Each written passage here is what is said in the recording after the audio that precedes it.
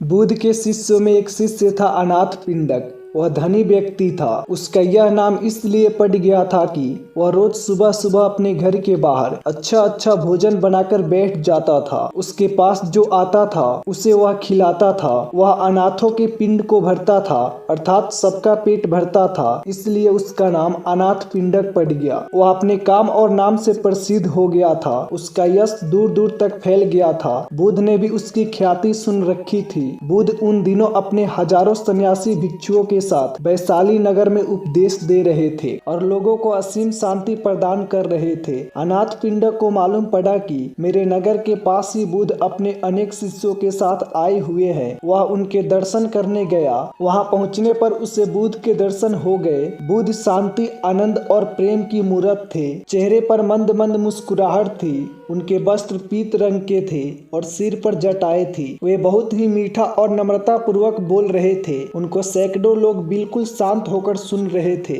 बुद्ध की शांति और आनंद उनके हृदय में उतर रहा था। सत्संग समाप्त हुआ। अनाथ पिंडक करीब आया, बुद्ध के चरणों में नमस्कार किया और कहा, मैं अनाथ पिंडक हूँ। तब बुद्ध ने कहा, कहो कैसे आए? मैं चाहता हूँ कि आप मेरे नगर में पधारे। वहाँ के लोग आपके धर्म उपदेश सुनकर लाभान्वित हो और उनका जीवन आनंद से भर जाए। बुद्ध ने कहा, ठीक है, मैं आऊंगा, तुम व्यवस्था बना लेना। अनाथ पिंडक बहुत प्रसन्न हुआ। उसने पुनः बुद्ध के चरणों में प्रणाम किया और एक ओर बैठ गए। महाकश्यप बुद्ध के शिष्य थे। उन्होंने पिंडक को समझाया कि हम यहाँ पर हजारों भिक्षु हैं, तो किसी एक के घर में रुकना तो संभव नहीं हो पाएगा। इसलिए अच्छा यह रहेगा कि तुम किसी खुले बाग बगीचे में व्यवस्था कर लेना। हम जैसे लोग भगवान के लिए एक छोटी सी झोपड़ी बना लेंगे और हम भिक्षु उनके आसपास रुक जाएंगे। अनाथ पिंडक ने कहा, ठीक है, ऐसा ही होगा। वह अपने नगर में लौट आया और अपने नगर में नजर दौड़ाई कि कहाँ कहाँ पर व्यवस्था हो सकती है। उसे एक बड़ा सुंदर बगीचा पसंद आ गया। वह उस बगीचे के मालिक के पास गया। उससे जाकर कहा, मैं आपका बगीचा खरीदना चाहता हूँ। मैंने बुद्ध देव को बुलाया है। उनकी सेवा के लिए मैं उनको यह बगीचा भेंट देना चाहता हूँ, ताकि वे यहाँ पर रहकर लोगों को धर्म का उपदेश देकर उनका जीवन धन्य कर दे। बगीचे का मालिक संत महात्माओं के प्रति श्रद्धा नहीं रखता था, इसलिए उसने साफ मना कर दिया, मैं तो बेचूंगा ही नहीं। बहुत मनाने पर कहा, चलो ठीक है, यह बगीचा तुमको देता हूँ, पर इस बगीचे की कीमत एक साथ लूंगा। इस बगीचे की खरीदारी यूं होगी कि तुम जितनी जमीन पर सोने के सिक्के बिछा लोगे, मैं उतनी जमीन तुम्हें दे दूंगा। अनाथ पिंडक के तो प्रसन्नता के मारे आंसू निकल आए। उसने कहा, शुक्र है, तू राजी तो हुआ।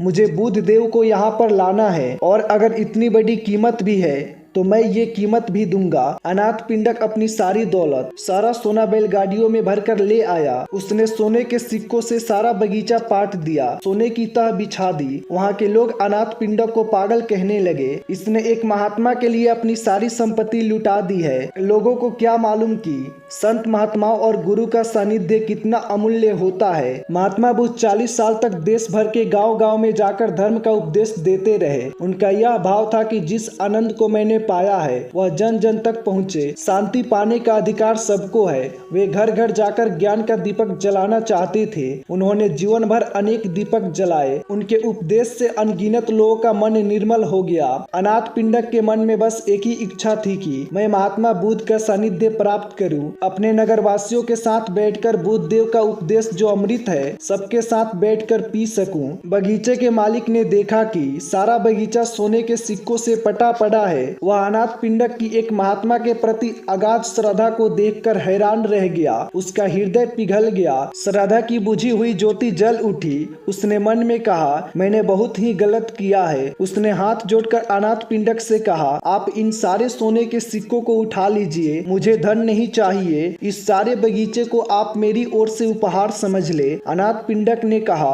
अब तो वचन हो चुका है और अब मैं अपने वचन से नहीं गिरूंगा। अब तो तुम सारी स्वर्ण मुद्राएं उठा लो, मैं इस धन को स्वीकार नहीं करूंगा। ऐसा सुनकर बगीचे के मालिक ने अनाथ पिंडक के चरण पकड़कर कहा, आप मुझे माफ करें, मैंने आपके साथ जो व्यवहार किया है वह ठीक नहीं था। आज मैं पछता रहा हूँ और मुझे स्वयं पर गलानी हो रही है। अनाथ पिंडक को उस पर दया आ गई। उसने उसको एक उपाय सुझाया कि महात्मा बुद्ध जब कुछ समय बाद धर्म उपदेश की वर्षा करके दूसरे गांव जाए तो तुम वहां पर जाकर उनकी और उनके सारे शिष्य के रहने की व्यवस्था करना। धन के लोभ से सत्संग का लोभ कहीं अधिक श्रेष्ठ होता है।